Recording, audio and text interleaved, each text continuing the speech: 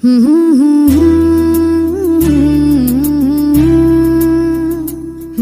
Reproduction बहुत ही important part है, तो हम यहाँ पर उसे हम डिस्कस करते हैं।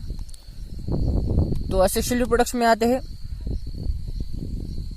जेम्यूल एंड बडिंग, ये 2 टाइप से जो हम आगे देखने वाले हैं। तो असेक्सुअल रिप्रोडक्शन में देखने वाले पहले हम देखेंगे कि असेक्सुअल रिप्रोडक्शन आखिर होता क्या है। Asexual reproduction is the common method among the lower animals. Asexual reproduction lower animals में पाया जाता है, among the lower animals. Does not involves meiosis nor gamete formation and fusion.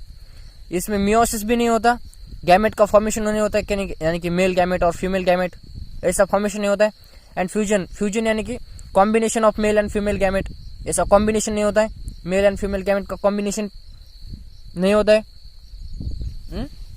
Gamete का फॉर्मेशन नहीं होता, फ्यूजन नहीं होता गैमेट का, यानी कि गैमेट का कॉम्बिनेशन नहीं होता। इसमें सेक्सेस इन्वॉल्व नहीं होते, यानी कि मेल सेक्स और फीमेल सेक्स इन्वॉल्व नहीं होते, इसलिए हम does not involve sexes, so it is called as asexual reproduction. इसलिए हम इसे असेक्सुअल रिप्रोडक्शन कहते हैं, ताकि इनमें सेक्सेस इन्वॉल्व नहीं होते, इसलिए हम इसे असेक्सुअल रिप्रोडक्शन कहते हैं। क्लोन यानी कि जो इनका प्रोडक्ट और प्रोजेनी और डॉटर जो होता है ना, वो genetically identical to the single parent are called as a clones. Clones यानी आखिर क्या होता है? क्लोन्स यानी जो इनका प्रोजेनी और जो डॉटर तैयार होता है ना, वो जो डॉटर फॉर्म होता है ना, is genetically identical to the single parent. वो एग्जैक्ट होता है उसके पेरेंट की तरह, उसके जीन्स जो है ना वो कॉपी हुए होते हैं, और वो आइडेंटिकल, वो पहचाना जा सकता है कि उसका पेरेंट कौन है। वो जेनेटिकली आइडेंटिकल होता है उसके पेरेंट की तरह, हाँ, यानी कि वो एग्जैक्ट उसके पेरेंट की तरह ही होगा, उसे हम क्लोन कहेंगे। इसकी आप अदर डेफिनेशन देख सकते हैं क्लोन्स की। Clones is an exact copy of animal और प्लांट। एग्जैक्ट होता है वो उसके पेरेंट और एनिमल में एनिमल की तरह, और प्लांट में प्लांट की तरह। ये आप याद कर लीजिए, बहुत ही इंपॉर्टेंट कंसेप्ट है क्लोन। असेक्सुअल रिप्रोडक्शन में मियोसिस नहीं होता, गैमेट का फॉर्मेशन नहीं होता, मेल यानी फीमेल, फ्यूजन नहीं होता, कॉम्बिनेशन नहीं होता, सेक्सेस इन्वॉल्व नहीं होते, इसलिए हम सेक्सुअल रिप्रोडक्शन कहते हैं। क्लोन वो जेनेटिकली आइडेंटिकल होता है उसके पेरेंट, सिंगल पेरेंट की तरह, इसलिए हम इसे क्लोन कहते हैं। क्लोन यानी exact copy of the animal और plant. Types of asexual reproduction in lower animals. Asexual reproduction के 2 टाइप्स होते हैं लोअर एनिमल्स में। फर्स्ट टाइप तो हम देखने वाले जेमिल फॉर्मेशन, एंड सेकंड देखने वाले बडिंग। लोअर एनिमल्स यानी कौन से एनिमल्स? जो सी में रहते हैं, ओशियन में, उसे हम लोअर एनिमल्स, यानी कि काफी माइक्रोस्कोपिक ऑर्गेनिज्म होते हैं, उसे हम लोअर एनिमल्स कहते हैं।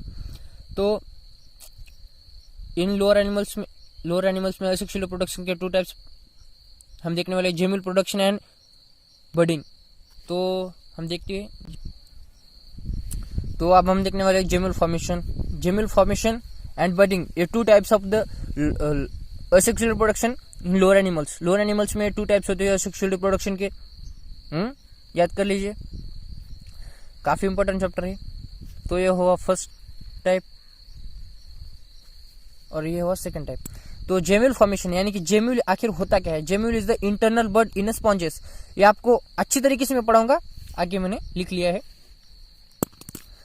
तो gemmule is internal bud in sponges. Internal को आप एंडोजिनस भी कह सकते हैं।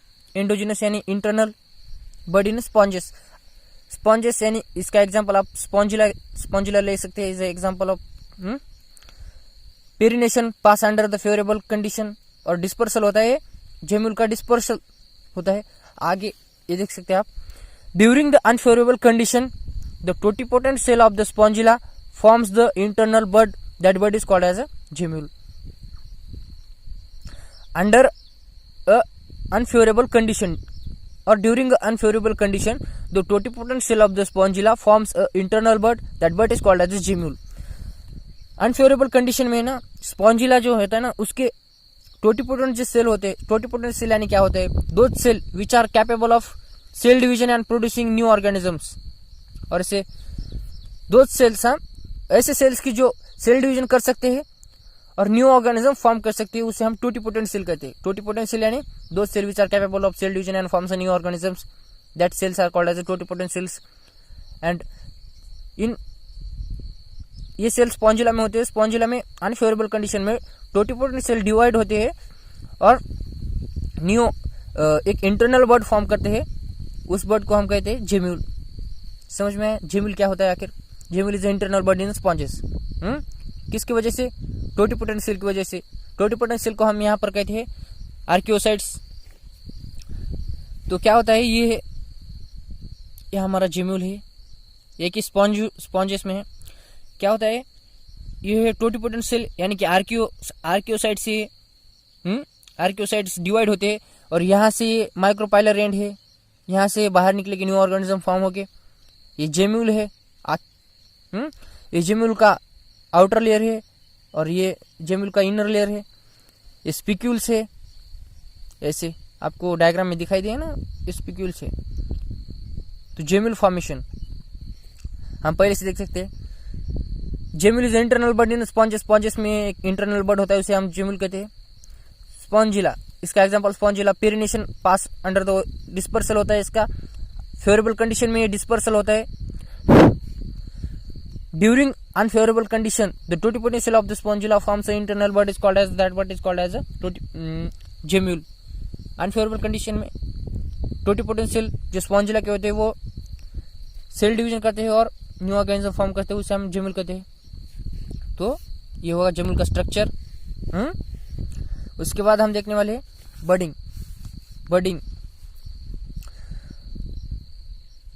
यहाँ पर बडिंग हम देखने वाले हैं हाइड्रा में। तो budding is an asexual reproduction, type of asexual reproduction. Budding is a type of asexual reproduction, जो कि सेकंड टाइप है असेक्सुअल रिप्रोडक्शन का। बडिंग हमें दिखाई देता है इन फेवरेबल कंडीशन।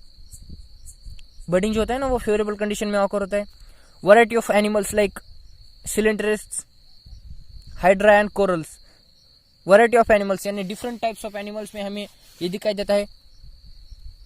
हाइड्रा में और कोरल्स में सिलेंड्रेट्स यानी फ्लैट होते हैं एनिमल्स। उसके बाद कॉलोनियल असाइडेंस, हाइड्रा। कॉलोनियल यानी क्या होता है, उसकी एक कॉलोनी होते हैं। जैसे हम एक जगह रहते हैं ना कॉलोनी में, वैसे वो कॉलोनियल असाइडेंस होते हैं, उनको हम, उसका एग्जांपल हाइड्रा। तो बडिंग में आखिर होता है ये एग्जांपल से ये आपको ध्यान में रखनी पड़ेगी। सिलेंड्रेट्स में हाइड्रा एंड कोरल्स और कॉलोनियल असाइडेंस में हाइड्रा। काफी इंपॉर्टेंट एग्जांपल है, ये आपको पूछे जा सकते हैं। तो बडिंग में हम आप देखते हैं बडिंग क्या होता है, एग्जांपल्स हुए ऊपर के। तो स्मॉल आउटग्रोथ का बर्ड कह सकते हैं। Produce towards the basal end, basal end की तरफ से, बेसल एंड की तरफ एक आउटग्रोथ होती है। बेसल एंड की तरफ एक आउटग्रोथ होती है ना, आउटग्रोथ एक प्रोड्यूस होती है। ये देखिए, ये आउटग्रोथ है बेसल एंड की तरफ, इसे हम बर्ड कह सकते हैं। बेसल एंड, बेस की तरफ एक आउटग्रोथ प्रोड्यूस होती है। आगे develop into bud, growth forms से टेंटेकल्स। आगे जाके ये टेंटेकल्स फॉर्म करेंगे, ये ऐसे टेंटेकल्स फॉर्म होंगे, इसे हम टेंटेकल्स कहेंगे। And these tentacles are detached from the mother hydra under a favorable condition.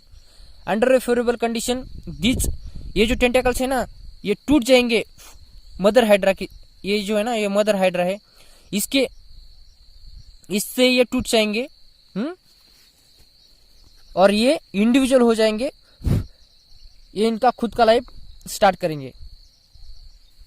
और जब तक ये जुटे हुए हैं ना मदर हाइड्रा से, तो तब तक उनको न्यूट्रिशन कौन प्रोवाइड करेगा? मदर हाइड्रा प्रोवाइड करेगा उसको न्यूट्रिशन, ताकि उनको उनकी ग्रोथ होने के लिए न्यूट्रिशन प्रोवाइड करना काफी इंपॉर्टेंट होता है। इसलिए उनको न्यूट्रिशन प्रोवाइड करेगी मदर हाइड्रा।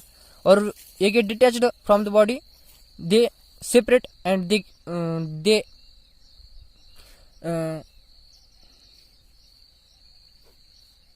ये हुए टेंटेकल्स